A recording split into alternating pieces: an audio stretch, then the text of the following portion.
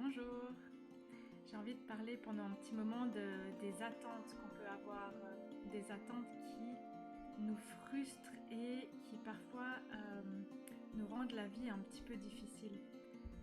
Alors, on peut avoir des attentes envers soi-même, on peut avoir des attentes envers des situations, envers des projets, envers des personnes. Et quand ces attentes, elles sont pas comblées, ma projection de ce qui allait se passer s'écroule.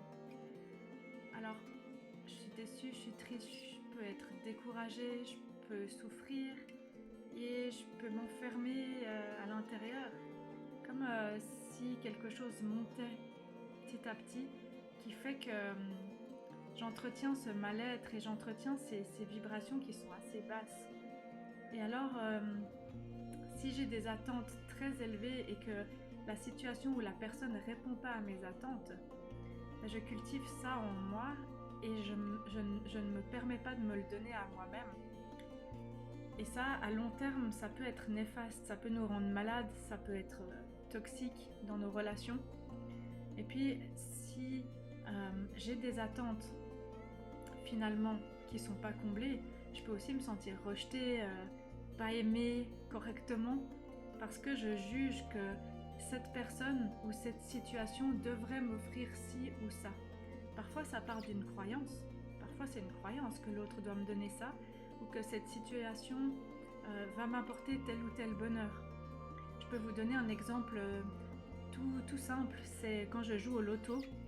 Si j'ai l'habitude d'acheter tout le temps des billets et j'ai l'excitation, la dopamine de peut-être gagner quelque chose, je vais être frustrée parce que finalement, si pendant des années j'attends que ce gain va m'apporter une nouvelle vie, une meilleure vie, je m'empêche pendant des années de créer au quotidien quelque chose qui me donne une nouvelle vie. Et cette attente fait que je monte ma frustration jusqu'à déprimer, jusqu'à me dévitaliser. Alors, pour pouvoir être plus heureux, plus équilibré et comblé dans nos relations, c'est important quand même d'apprendre parfois à sortir des attentes qui sont trop hautes. Plus on est sensible, plus on va avoir des attentes. Parce que plus on est sensible, plus on a un cerveau qui réfléchit, plus on va être capable de déceler des choses chez l'autre et moins on se rend compte que peut-être pour l'autre personne c'est difficile à donner, par exemple. Comment reprendre ce pouvoir personnel d'apprendre à me donner un petit peu plus les choses à moi-même et de ne pas attendre que ça vienne de l'extérieur. C'est-à-dire que je ne remets pas la responsabilité du bonheur de moi, en fait, de tout ce qui m'habite, ce qui peut me nourrir, ce qui peut me rendre heureux ou heureuse. Je ne mets pas cette responsabilité dans les mains d'une autre personne ou dans les mains d'une autre situation. Je reprends ce pouvoir de s'occuper de moi et d'apprendre à me donner à moi-même ce que j'attends, d'assurer mon bien-être, de retrouver ce potentiel de création de ma vie sans attendre que ça vienne de l'extérieur. Parce que si j'attends, je peux passer des mois, voire des années à attendre. Et ça me fait perdre mon énergie.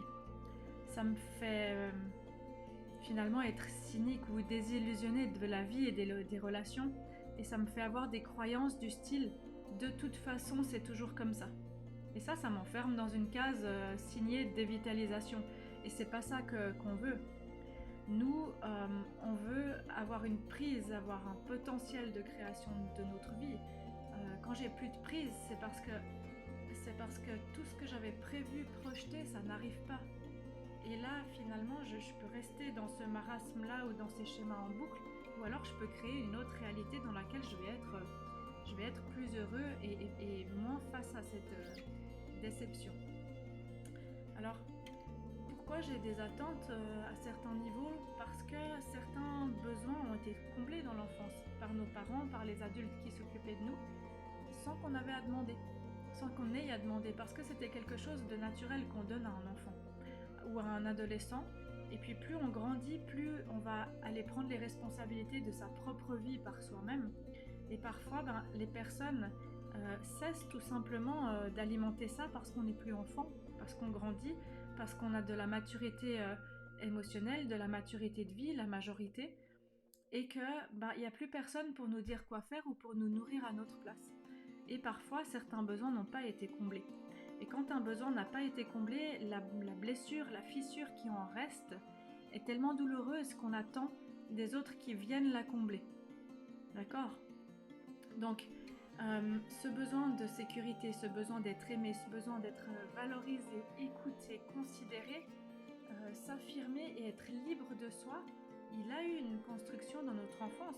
Soit on l'a encouragé, soit on l'a éteint.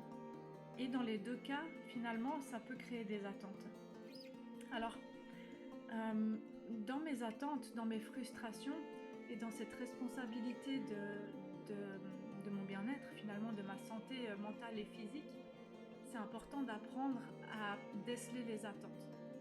À déceler les attentes et à pouvoir communiquer tout simplement beaucoup mieux son besoin. Et si, au lieu d'attendre que les autres viennent me nourrir, je prenais tout simplement mieux soin de moi. D'accord ? Donc je me donne la possibilité de faire de moi une priorité. D'accord ? Les autres aussi n'ont pas de baguette magique pour deviner vos besoins, vos désirs et de les nourrir dans l'instant où vous en avez besoin. Parce que chaque personne a un potentiel, un réservoir d'énergie, d'envie, de disponibilité et de capacité qui lui est propre. Et parfois, la personne, c'est pas qu'elle n'a pas envie de vous donner, c'est qu'elle ne sait pas comment faire, ou qu'elle-même, elle est enfermée dans une incertitude, dans un doute. Et du coup, c'est comment aussi je vais communiquer ces choses sans attendre que l'autre soit devin, sans attendre que l'autre me devine. D'accord ? Pourquoi je disais que souvent les personnes les plus sensibles et les plus intelligentes ont beaucoup plus d'attentes que les autres ? C'est parce que ce que je vois dans la relation de couple, par exemple, c'est quand les deux savent que l'autre a ce besoin, et bien tous les deux attendent qu'il y en ait un des deux qui lâche prise en premier et qui fasse en premier. Et ça devient une espèce de joute où aucun des deux ne lâche prise parce que j'attends que l'autre fasse ce pas avant moi. Voilà. Donc soit l'autre n'a pas saisi mon besoin d'aide ou ce que j'attends, et je peux le clarifier de manière beaucoup plus précise et peut-être plus concise aussi parfois, peut-être plus spécifique, d'être clair dans mon besoin et dans la manière de le demander, peut-être plus doux ou plus douce aussi dans la manière de demander. Et puis parfois l'autre sait, mais attend qu'on lui demande justement sous une autre forme que sous la forme de la critique ou du silence qui punit. D'accord ? Donc ça, c'est quelque chose de bénéfique de le dire, de le demander plus clairement et surtout de manière plus spécifique. C'est-à-dire que je vais être extrêmement claire et je vais décrire la situation précise. Et puis quand l'autre essaye, même s'il y a un flop, c'est pas ce que j'attendais, je peux vraiment accueillir ça comme de l'énergie mise au service de la relation. Ensuite, je peux, dans cette responsabilité personnelle, dans mon pouvoir personnel, je peux apprendre beaucoup mieux à passer à l'action. C'est-à-dire que si j'ai un besoin d'affection à un endroit qui a besoin d'être nourri, d'accord, je peux attendre que l'autre vienne vers moi sans rien faire. Ou alors, je peux conscientiser que j'ai ce besoin. Dans mon langage de l'amour, j'aime être touchée, j'aime être câlinée, j'aime être gratouillée sur la tête, j'aime les caresses sur les joues, par exemple.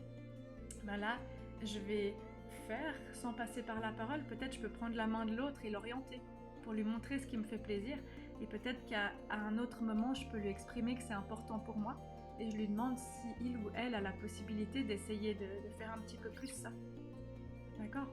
Donc dans cette deuxième option, je sors de l'attente et je prends soin de moi, je m'en occupe, je m'occupe moi-même de ce besoin. Voilà. Et il y a des nombreux malentendus qui peuvent être évités de cette manière-là. D'accord ? Si j'attends que l'autre m'écrive des messages, peut-être que pour l'autre personne, ça lui suffit d'avoir un contact par jour ou un contact par semaine ou 2 contacts par semaine. Et si moi, dans mon besoin, j'ai besoin d'échanger sur la journée qui s'est passée, si j'attends que l'autre comprenne ce qui se passe en moi, même des couples qui se connaissent depuis 30 ans, ça marche pas. Donc ça, c'est vraiment essentiel de pouvoir vraiment s'accueillir et se rappeler que mon monde, ce que je vis, moi, à l'intérieur, c'est pas la même chose que le monde de l'autre. Ensuite, on peut aussi sortir des attentes quand j'apprends à plus donner de manière inconditionnelle, sans attendre que les autres m'offrent quelque chose en retour. Il n'est pas toujours facile celui-là, mais si j'offre dans le but de recevoir, c'est un calcul. Et du coup, je vais être déçue parce que forcément, j'ai une attente. Si je donne dans le but d'avoir une redevabilité, c'est-à-dire qu'on me remercie, qu'on me valorise pour ce que j'ai fait, pour qu'on me célèbre pour tout le temps que j'ai pris, le service que j'ai rendu, là je suis dans une attente monumentale. Donc d'apprendre aussi à offrir sans attendre finalement que l'autre personne célèbre mon geste et ça revient aussi celui-là au schéma de se rendre indispensable. Quand je me rends indispensable, je contrôle beaucoup, sans faire exprès, hein, c'est inconscient, pour que l'autre sente à quel point il ou elle a besoin de moi. Et du coup, ben, là, c'est pas totalement un cadeau parce que j'ai une attente. J'ai une attente de lien, j'ai une attente. C'est comme si un parent donne de l'argent à son enfant, mais derrière, l'enfant lui doit de pouvoir être présent, de pouvoir rendre des services, de pouvoir être là le week-end, au repas de famille, de pouvoir être là quand on a besoin d'aller réparer quelque chose dans la maison. Et je te donne de l'argent, mais de l'autre côté, je te demande des services. Donc, quand on sent que c'est un dû, c'est compliqué. Alors peut-être que je peux sentir le plaisir tout simplement d'apprendre à donner, sentir le bonheur que ça me procure. Et puis moi, je vais à ce moment-là apprendre à être un petit peu moins dans des attentes et à accueillir ce qui se présente dans ma vie comme cadeau. Parce qu'en faisant ça, j'ouvre aussi mon cœur et j'ouvre la porte à recevoir différemment. Voilà, donc moi ce que je vous souhaite, c'est d'apprendre à accepter, à donner de l'authenticité à vos besoins et à en prendre soin. Parce que c'est essentiel dans votre équilibre de vie. Vous pouvez améliorer toutes vos relations si vous passez à l'action. Euh, voilà, ça développe une autonomie affective, un équilibre relationnel et surtout ça nourrit l'amour de vous-même. Et ça, c'est le plus beau cadeau que vous pouvez vous offrir à vous-même. Donc sortir des attentes, c'est pas quelque chose qui se fait de manière fluide, c'est pas quelque chose de facile, mais ça évite bien des déceptions dans les relations. Ça évite de penser que les autres vont tout comprendre et tout faire à notre place.